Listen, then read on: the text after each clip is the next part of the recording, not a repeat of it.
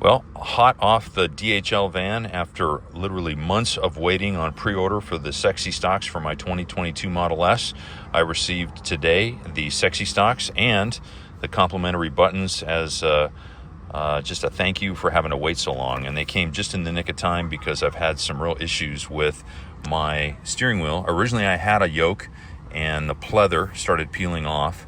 And I had decided I was already going to pay I think at the time, the $750 to replace it. And the option was not available for me to replace it under warranty for the yoke, but they happened to have the steering wheel, so I was able to get a new steering wheel for free, which I really appreciate. In my opinion, going with the yoke when you're not using it under FSD is crazy. Sharp turns where the steering wheel is rotating around, you throw that into the yoke, and it's like trying to catch flying nunchucks. Not a fun thing to do when you're trying to drive.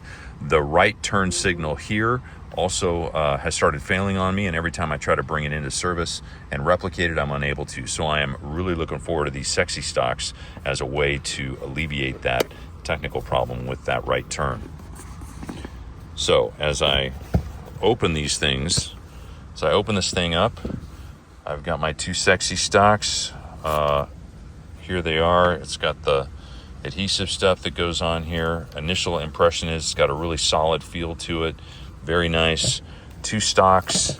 I don't know if I'm going to get a new commander or not. I don't think so. If I open this guy up.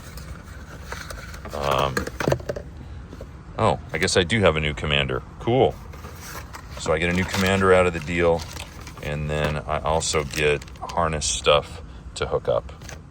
Well, so far so good. I took the included tool and actually took this on the Model S. It's really easy. You don't have to go through the side compartment and do all the stuff on the side because I think it's the ODB port is up in here.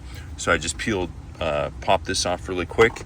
I've got my old commander here, which is much larger. So I'm happy that well, I guess it's not that much of a difference. It's a little bit thinner, a little bit smaller in terms of the space. I'm hoping it's going to be easier to tuck in, and then the cable is just going to be an easy swap out. Well, I've now pulled out my old commander and plugged in the new one, and it seems to be working because I got that little green light flashing there. Plugged it back into here.